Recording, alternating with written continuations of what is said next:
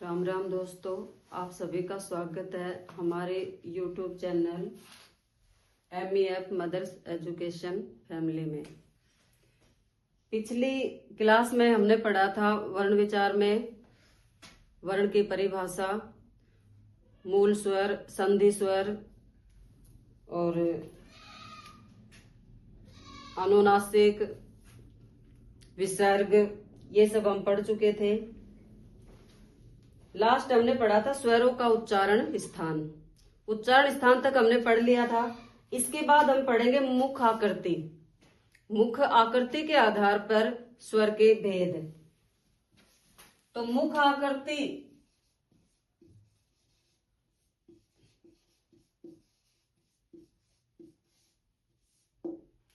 मुख आकृति के आधार पर स्वर के भेद। पहला होता है संवृत स्वर। संवृत स्वर, संवृत स्वर। नंबर 2 होगा अर्ध संवृत स्वर।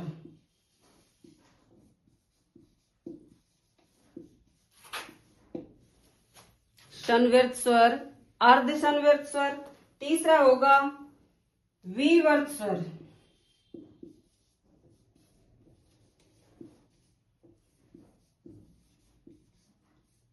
और चौथा होगा अर्ध विवर्त स्वर।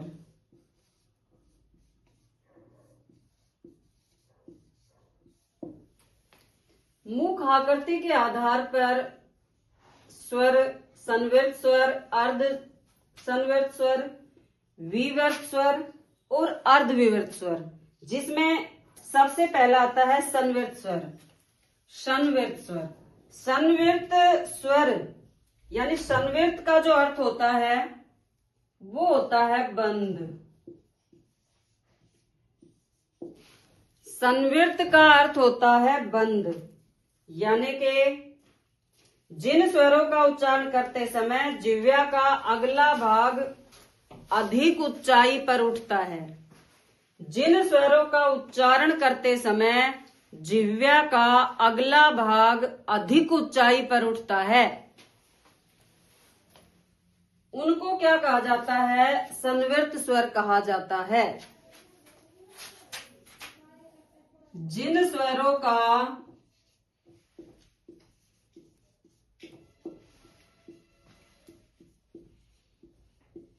उच्चारण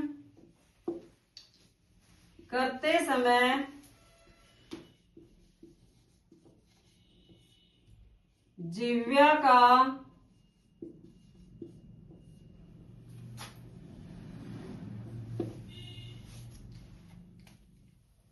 अगला भाग अधिक ऊंचाई पर उठता है।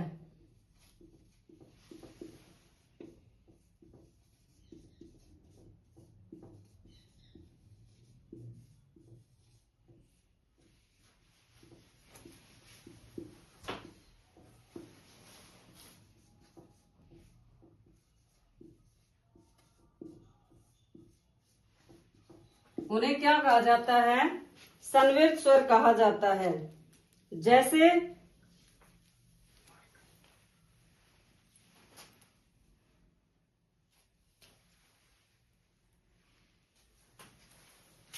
छोटी ई, बड़ी ई, छोटा ऊ और बड़ा ऊ, ये संवृत स्वर के उदाहरण है। क्या परिभाषा थी इसकी? जिन स्वरों का उच्चारण करते समय जिह्वा का अगला भाग अधिक ऊंचाई पर उठता है, उन्हें संवृत स्वर कहा जाता है। संवृत स्वर में छोटी ई उच्चारण कीजिए। ई, ई, ऊ, ऊ, यानी जिह्वा का जो अगला भाग है वो अधिक ऊंचाई पर इनका उच्चारण करते समय उठ रहा है, इसलिए इनको संवृत स्वर कहा जाता है। इसके बाद आता है अर्ध संवृत स्वर। अर्ध संवृत स्वर,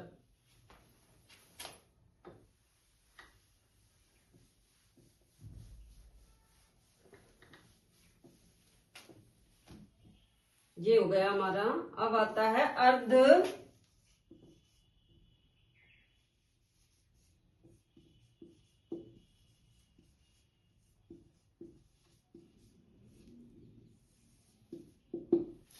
अर्धसंवृत स्वर किसे कहा जाता है? अर्धसंवृत स्वर जिन स्वरों का उच्चारण करते समय जिह्वा संवृत स्वर से कम ऊंचाई पर उठती है, यानी कि जो संवृत स्वर में उठी थी उससे जिह्वा की उठने की जो ऊंचाई होगी वो कम होगी। किसमें? अर्धसंवृत स्वर में। तो अर्धसंवृत स्वर का जो उदाहरण है वो है ए और ओ। ए और ओ।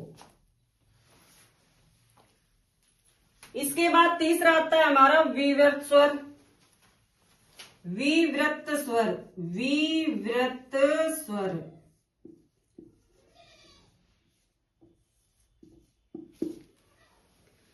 विवृत स्वर क्या होता है? जिन स्वरों का उच्चारण करते समय मुख संपूर्ण खुल जाता है। जिन स्वरों का उच्चारण करते समय मुख संपूर्ण खुल जाता है वो विवृत स्वर कहलाते हैं। तो विवृत, जिन, परिभाषा लिख देती हूं, जिन स्वरों का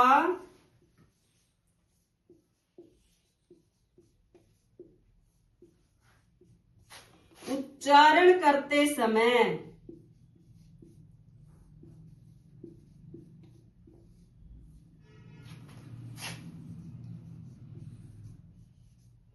मुख पूरा खुल जाता है,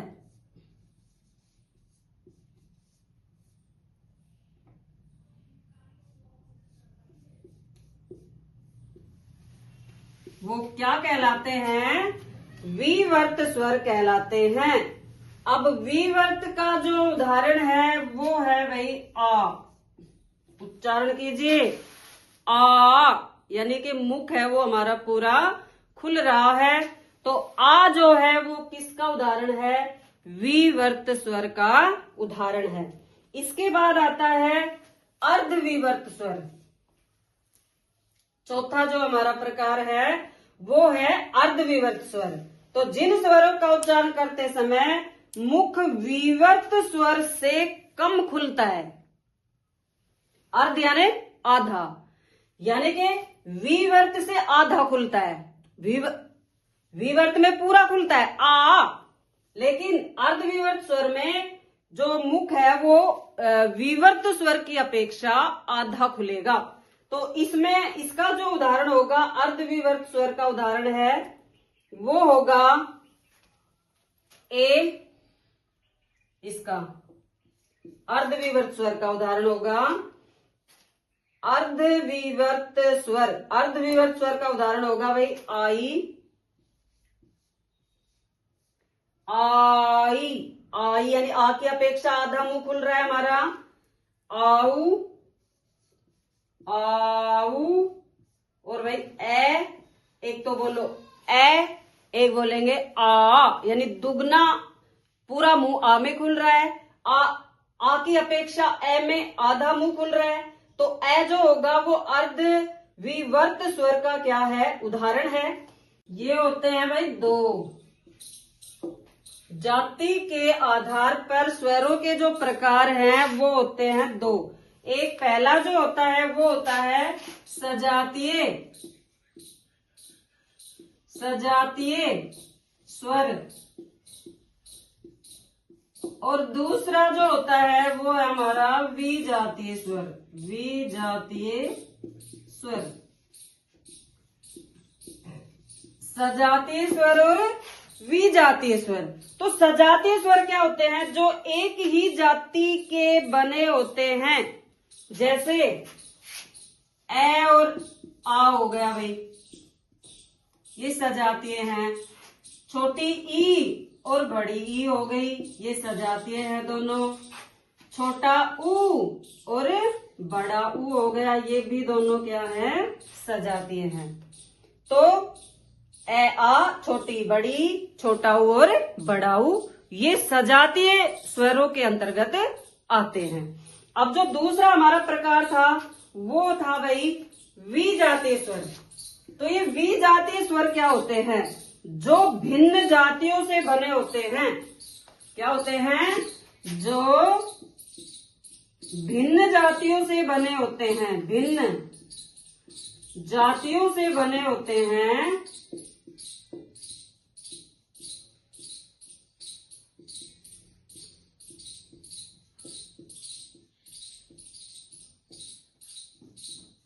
वो क्या कहलाते हैं? विजातीय स्वर कहलाते हैं। जैसे जैसे ए के साथ में ई कर दिया, आ के साथ में ऊ कर दिया, ई के साथ में ऊ कर दिया, या बड़ी के साथ में बड़ा ऊ कर दिया। जैसे छोटा ऊ और ई विजातीय है। दूसरा ले सकते हैं बड़ा ऊ और इसके साथ ई ले सकते हैं, दोनों विजातीय हैं। इसके बाद में ए और छोटा ई दोनों ही क्या हैं? विजातीय हैं। आ और बड़ी ई दोनों ही क्या हैं?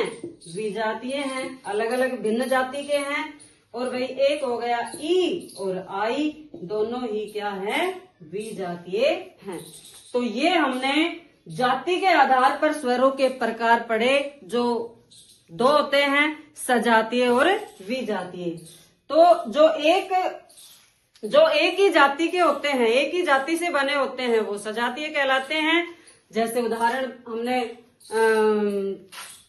ए आ, छोटी बड़ी, छोटा ऊ और बड़ा ऊ। और जो विजातीय होते हैं वो भिन्न जातियों से बने होते हैं, जिसका उदाहरण है छोटा ऊ, बड़ी ई, बड़ा ऊ, छोटी ई, ए के साथ में छोटी ई, आ के साथ में बड़ी ई और छोटी ई के साथ में ए, जो क्या है? आपस में भिन्न जाति के हैं, इसलिए इनको क्या कहा जाता है? विजातीय स्वर कहा जाता है। इसके बाद में हम पढ़ेंगे अब स्वर का जो टॉपिक है वो हमारा यहीं पे कंप्लीट होता है। आगे हम पढ़ेंगे व्यंजन पढ़ेंगे हम।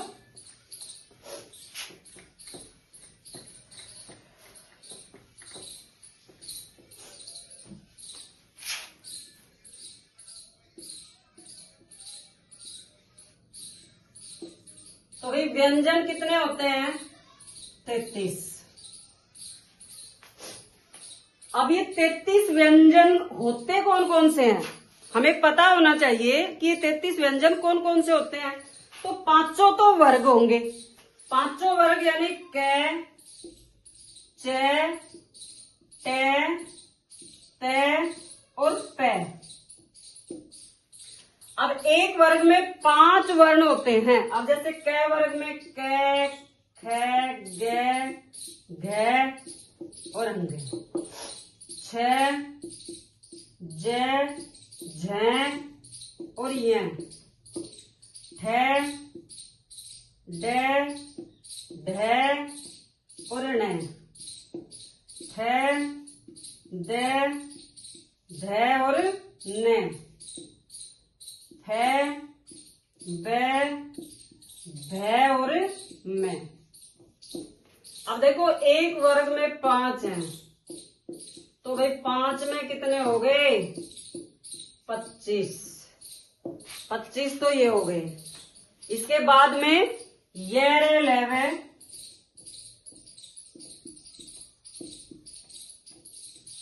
और भाई तीनों से और है, तो ये कितने हो गए? 33 व्यंजन हो गए।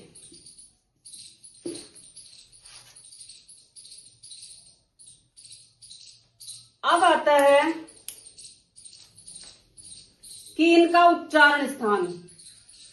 जैसे पांचों वर्ग है, कै जो वर्ग है, कै वर्ग का उच्चारण स्थान क्या है? देखो उच्चारण कीजिए, कै, खे, गे, घे, यानी कि उच्चारण स्थान है इन पांचों, इनका क्या? कंठ। क्या है उच्चारण स्थान? कंठ। तो कै वर्ग का उच्चारण स्थान होगा कंठ। चे, चे, छे, जे, झे, यानी कि जिह्वा है वो तालु को स्पर्श कर रही है, इसलिए इनका उच्चारण स्थान होगा तालु। चे वर्ग उच्चारण स्थान तालु। इसके बाद आता है टे। टे का जो उच्चारण स्थान होगा टे ठे, यानी कि तालु और ये जो कंठ है तालु, इसके बीच का जो स्थान है ना मूर्धन्य, तो इनका जो स्थान होगा वो होगा मूर्धन्य। मूर्धन्य। और ते थे दे धे ने, यानी कि जिह्वा किसको स्पर्श कर रही है? दांतों को स्पर्श कर रही है, इसलिए जो तय वर्ग है इसका उच्चारण स्थान होगा दंत। दंत। अब क्या बच गया? पे। पे उच्चारण कीजिए, पे फे, यानी कि किससे हो रहा है इनका उच्चारण? ओष्ठ, तो इनका उच्चारण स्थान होगा ओष्ठ। ओष्ठ। इसके बाद में येरे लेवे, ये अंतस्थ है। येरे लेवे क्या है? ये भाई अंतस्थ है। और ये उसमें के अंतर्गत आते ही हैं। उसमें व्यंजन स है, ये उसमें है। तो ये थे हमारे 33 व्यंजन, जिनके प्रत्येक वर्ग का उच्चारण स्थान हमने पढ़ा। कौन कौन से व्यंजन होते हैं ये हमने पढ़ा। आगे हम पढ़ेंगे संयुक्त व्यंजन। संयुक्त व्यंजन।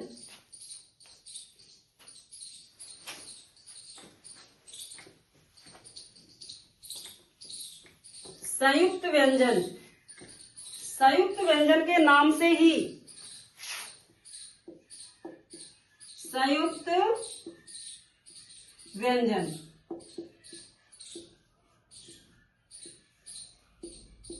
यानी कि जो संयुक्त व्यंजन क्या होते हैं? जो वर्ण दो वर्णों के मेल से बना हुआ है वो संयुक्त व्यंजन कहलाता है। जो वर्ण संयुक्त व्यंजन कितने होते हैं? 4 होते हैं। कौन कौन से होते हैं? छ, त्र, ज्ञ और श्र। ये 4 संयुक्त व्यंजन हैं। संयुक्त व्यंजन होते क्या हैं? संयुक्त व्यंजन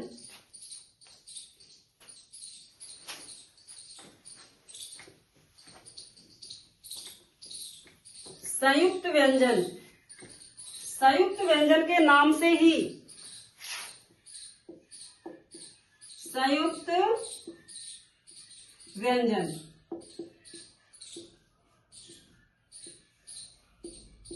यानी कि जो संयुक्त व्यंजन क्या होते हैं? जो वर्ण दो वर्णों के मेल से बना हुआ है वो संयुक्त व्यंजन कहलाता है।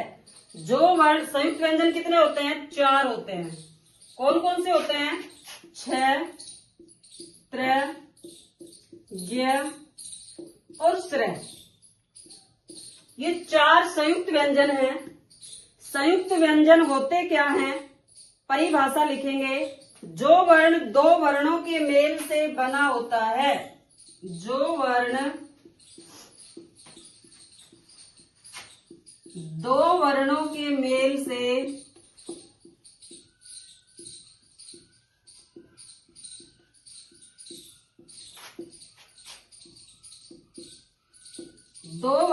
मेल से बना होता है वो क्या कहलाता है? संयुक्त व्यंजन कहलाता है, या संयुक्त वर्ण कहते हैं। बना होता है उसे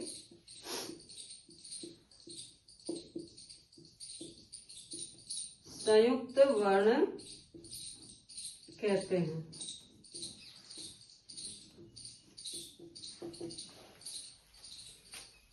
संयुक्त वर्ण मैंने बताया आपको कि 4 होते हैं, छ, त्र, ज्ञ और श्र। अब सबसे पहले आता है छ। पहले नंबर पे जो छ होता है ये किस किस से मिलकर के बना होता है? कौन कौन से वर्णों से मिलकर बना होता है? तो भाई ये बना होता है क और श, जिसमें क हलंत होता है। हलंत, हलंत का मतलब होता है स्वर से रहित। स्वर से रहित, स्वर से रहित का मतलब आधा वर्ण, यानी इसमें आधा क है और पूरा स है। तो 6 क्या है? संयुक्त वर्ण है। इसके बाद दूसरा संयुक्त वर्ण आता है हमारा त्र।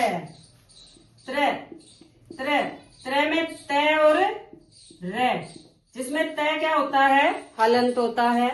इसके बाद में तीसरा होता है हमारा ज्ञ।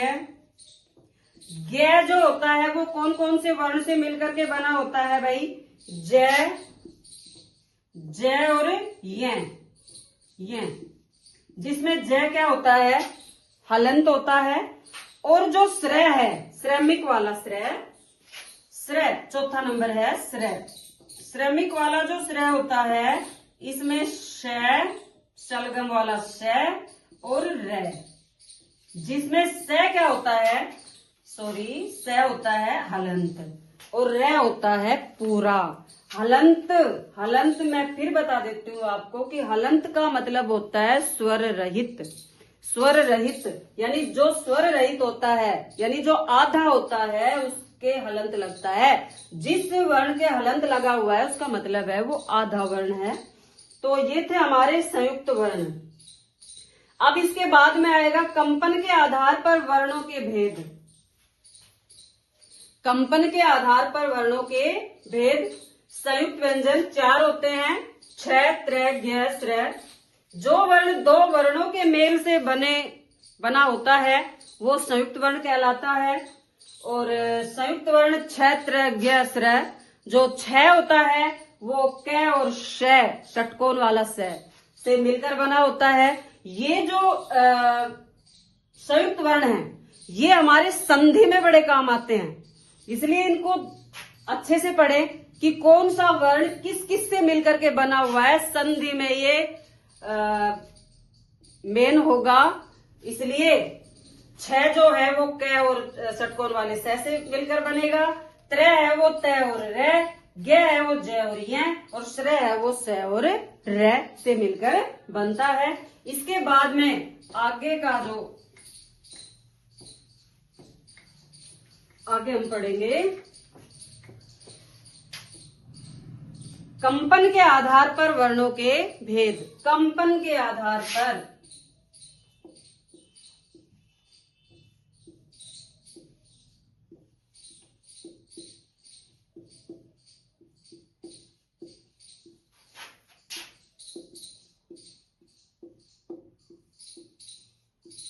कंपन के आधार पर स्वरों के भेद वही 2 होते हैं।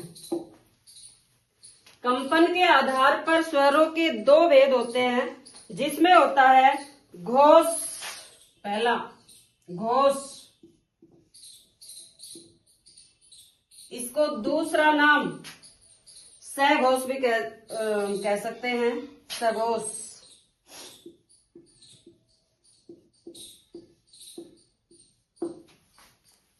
घोष या सघोष। और दूसरा होता है अघोष, अघोष। किसके आधार पर है ये? कंपन के आधार पर। कंपन के आधार पर स्वरों के 2 भेद होते हैं, घोष और अघोष।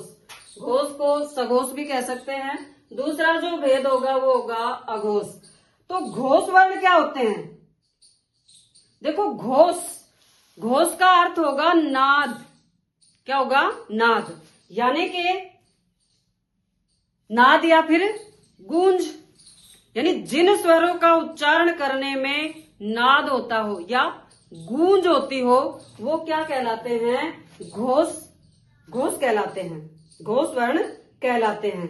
तो घोष में जिन वर्णों का उच्चारण करते समय स्वर तंत्रियों में गूंज उत्पन्न होती हो, जिन स्वरों का घोष, जिन स्वरों का उच्चारण करते समय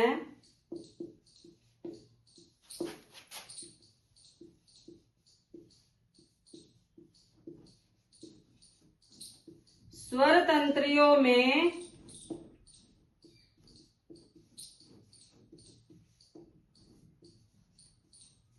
जिन स्वरों का उच्चारण करते समय स्वर तंत्रियों में गूंज उत्पन्न होती है। गूंज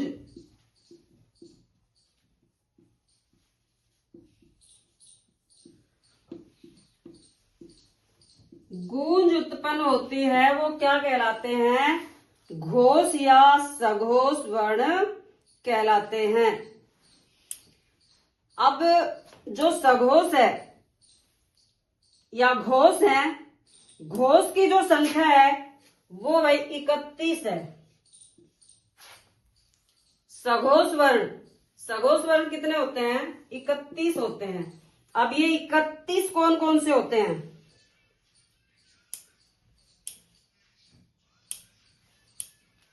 पांचों तो वर्ग, क, च, ट, त और प।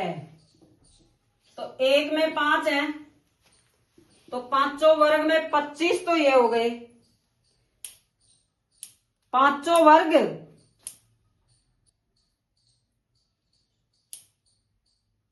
जो वर्ग है उनका तीसरा, चौथा और पांचवा। अब जैसे मान लो कि क वर्ग में क, ख, ग, घ और अंग। सॉरी, अब देखो भाई, तीसरा, चौथा, पांचवा ये किस में आएंगे? किस में आएंगे? ये घोष में आएंगे। इसका भी च, छ, ज, झ और ये, तो ये तीनों हो गए। ट में ठ,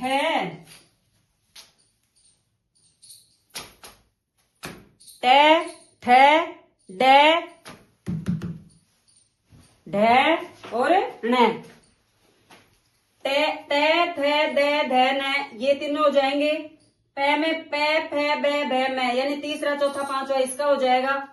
तो तीसरा, चौथा, पांचवा, प्रत्येक वर्ग का तीसरा, चौथा, पांचवा ट, ठ, ड, ढ और ण। त, थ, द, ध और न। प, फ, ब, भ और मैं। अब देखो तीसरा, चौथा, पांचवा ये है सारों के। ये 3 हो गए, ये 3 हो गए, ये 3 हो गए और ये 3 हो गए। पांचों वर्ग में प्रत्येक से 3 है, तो भाई 5 में कितने हो गए? 15 वर्ण तो ये हो गए। 15 वर्ण तो ये हो गए। और कौन कौन से होंगे? सभी स्वर। सभी स्वर तो 11 स्वर हो जाएंगे। सभी स्वर यानी 11 स्वर हो जाएंगे। और ये रे लेवे, ये रे लेवे और है यानी 5 ये हो गए। ये रे ले वे और है 5 ये हो गए।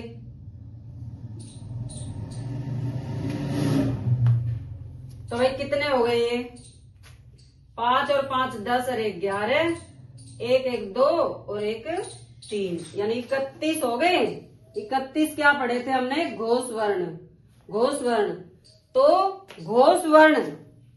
अब देखो क्वेश्चन कैसे पूछा जाएगा कि जैसे घोष भी दे देंगे और अघोष भी दे देंगे, और आपसे 3 तो अघोष के दे देंगे और 1 दे देंगे घोष का, और फिर आपसे पूछा जाएगा कि बताओ कि घोष वर्ण इसमें कौन सा होगा। तो हमें पता होना चाहिए कि प्रत्येक वर्ग का तीसरा, चौथा, पांचवा वर्ण होगा घोष में, और सारे स्वर यानी 11 होते हैं तो 11 के 11 स्वर रहेंगे घोष में, और ये रे ले वे यानी 4 अंतस्थ रहेंगे और 1 है रहेगा। तो ये अच्छे से याद कर लेंगे हम कि घोष में क्या क्या आएगा। प्रत्येक वर्ग का तीसरा, चौथा, पांचवा वर्ण, सारे स्वर, ये रे ले वे अंतस्थ और है, ये घोष वर्ण के अंतर्गत आएंगे, जिनकी संख्या होती है 31। 31 हमने 15 तो इसमें पांचों वर्ग में 3 3 हो गए, 11 स्वर हो गए, और भाई 5 4 तो अंतस्थ हुए और 1 है हुआ, तो सारे मिलकर के बन गए 31। अब आता है दूसरा हमारा अघोष। अघोष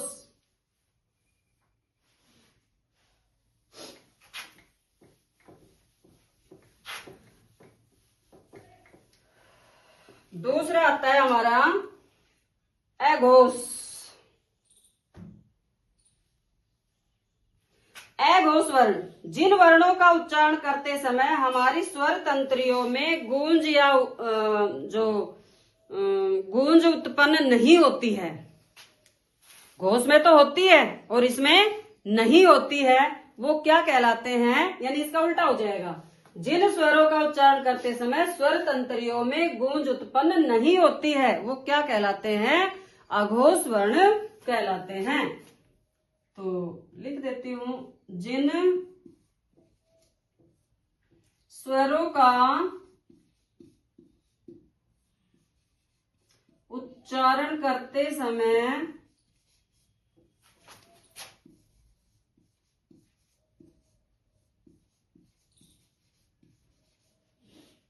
स्वर तंत्रियों में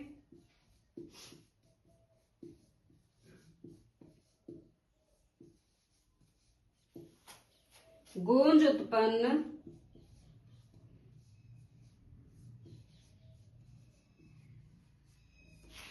नहीं होती है,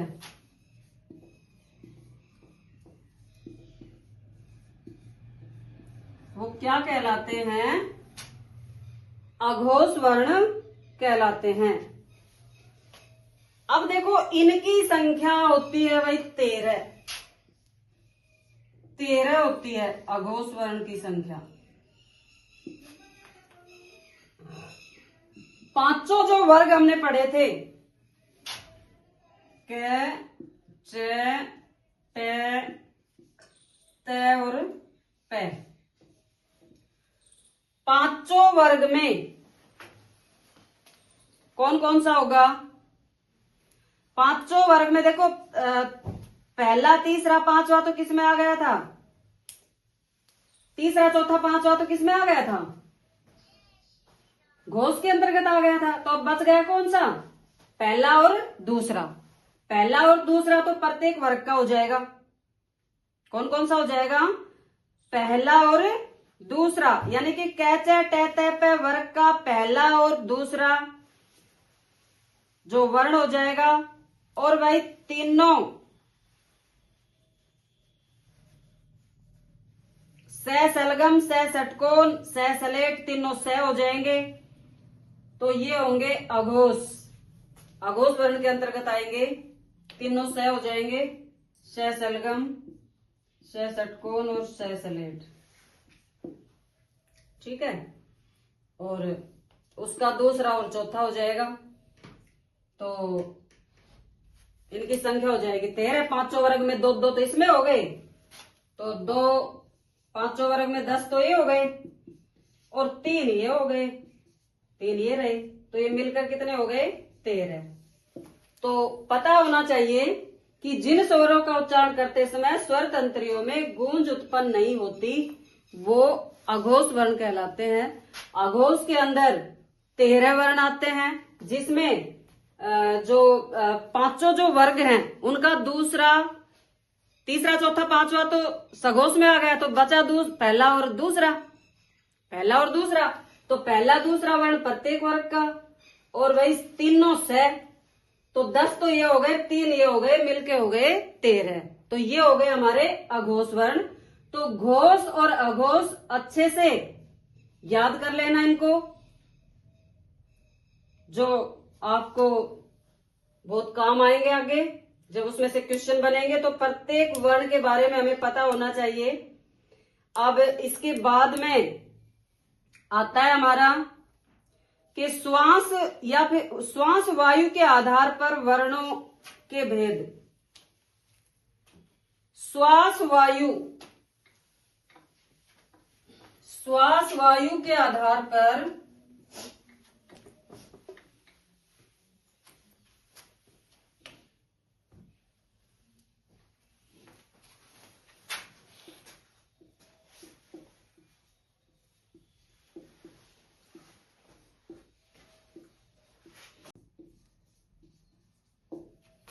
ये 2 भाग कौन कौन से हैं। नंबर 1 अल्प प्राण,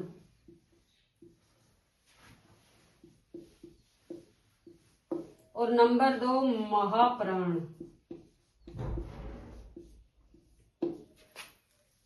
श्वास वायु के आधार पर वर्णों को 2 भागों में बांटा गया है। पहला है अल्पप्राण और महाप्राण। अब जैसे हमने घोष और अघोष वर्णों को पढ़ा था, उनकी पहचान हमने की थी कि भाई घोष में कौन कौन से आए थे, तीसरा चौथा पांचवा सभी स्वर और य लव और है, और अघोष में पहला दूसरा और तीनों से। इसी तरह से अल्प प्राण में कौन कौन से आएंगे और महाप्राण में कौन कौन से आएंगे, तो इनको अच्छे से इनकी पहचान करनी है। तो अल्प प्राण क्या होता है? अल्प प्राण होता है जिन वर्णों का उच्चारण करते समय हवा कम मात्रा में बाहर निकलती है। जिन वर्णों का उच्चारण करते समय अल्प प्राण पढ़ेंगे हम।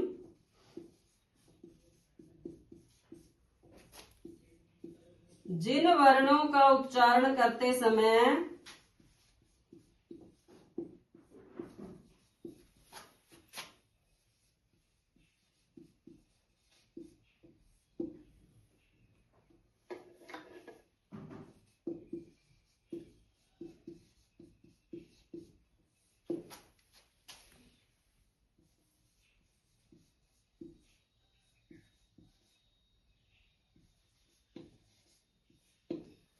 अल्प प्राण, जिन वर्णों का उच्चारण करते समय हवा कम मात्रा में बाहर निकलती है।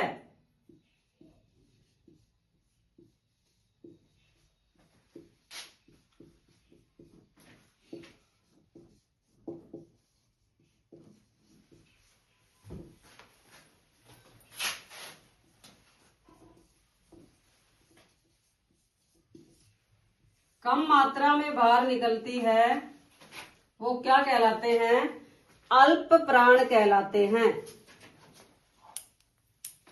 तो अल्प प्राण में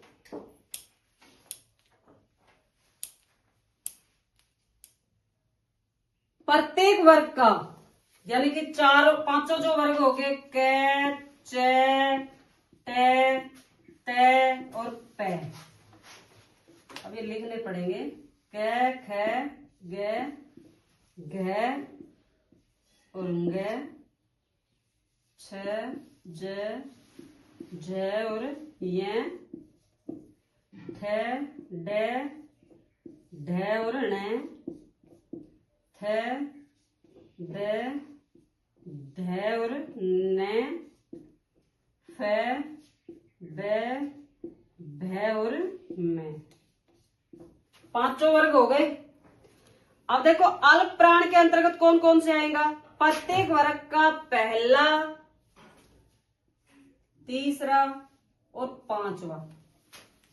प्रत्येक वर्ग का पहला, तीसरा, पांचवा वर्ण, यानी कि क वर्ग में क हो जाएगा, ग हो जाएगा तीसरा और पांचवा हो जाएगा च, ज और य, ट, ड और ण, त, द और न, प, ब और म। प्रत्येक वर्ग का पहला, तीसरा, पांचवा। अब अच्छे से पहचान कर ले। क वर्ग में क, ग और ङ हो जाएगा, च में च, ज और य हो जाएगा, ट में ट, ड और ण हो जाएगा, ट वर्ग में त, द और न हो जाएगा, प वर्ग में प, ब और म हो जाएगा। तो ये प्रत्येक वर्ग का पहला, तीसरा और पांचवा जो वर्ण है वो अल्प प्राण के अंतर्गत आता है। और भाई स सलगम, स षटकोण, स सलेट और है, यानी तीनों स और है, ये भी सभी स्वर होंगे इसके अंदर और अंतस्थ होंगे। सभी स्वर यानी 11 के 11 स्वर होंगे। ए, आ, छोटी ई, बड़ी ई, छोटा ऊ, बड़ा ऊ, री, ए, आई, ओ और आओ।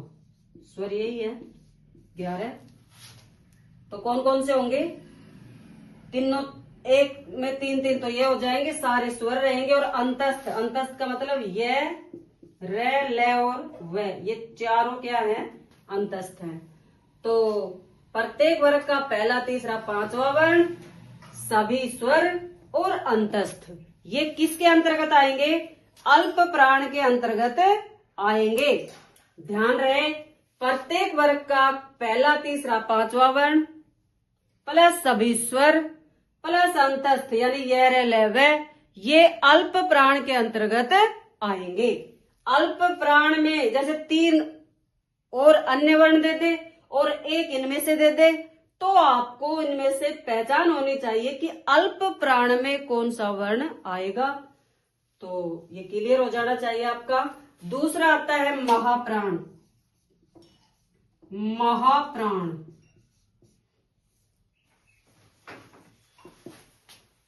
अल्प प्राण के बाद दूसरा क्या था? महाप्राण। तो जिन वर्णों का उच्चारण करते समय हवा अधिक मात्रा में बाहर निकलती है, जिन वर्णों का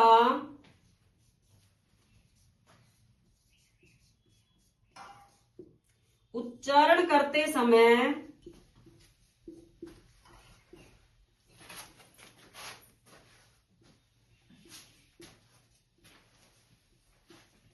हवा अधिक मात्रा में बाहर निकलती है,